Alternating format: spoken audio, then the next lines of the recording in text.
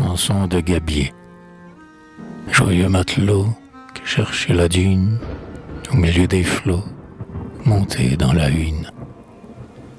En montant à bord, vous voyez naguère, en pleurs sur le port, une tendre mère. Très faiblement, salut elle donne à son fils marin qui part, l'abandonne. Puis dans son adieu à la Sainte Vierge, elle fait le vœu de brûler un cierge. C'est son pauvre fils, sauvé de l'orage, revient au pays, revient au rivage. Et puis chaque matin, après sa prière, elle dit, demain, il verra sa mère. Joyeux matelot qui cherchait la dune au milieu des flots, monté à la hune. Puis avec un œil tout mouillé de larmes, le marin en deuil, au cœur plein d'alarmes. En quittant le port pour un long voyage, vit par le sabord, s'enfuir le rivage. Sur le haut d'un roc vit sa fiancée, son cœur fit toc toc. Elle était aimée. De l'aimer autant que son bon navire, il fit le serment. Le navire vire. Joyeux matelot qui cherchait la dune au milieu des flots, monté à la hune.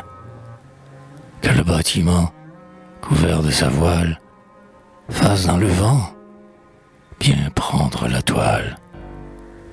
Déployé aussi jusqu'à la bonnette, un bon vent mugit dans la girouette. Le vent est parfait, le navire glisse du grand perroquet, allé sur la drisse.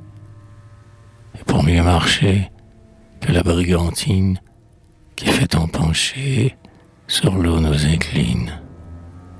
Bien, tout est paré, et le capitaine, de joie jurée, il était en veine.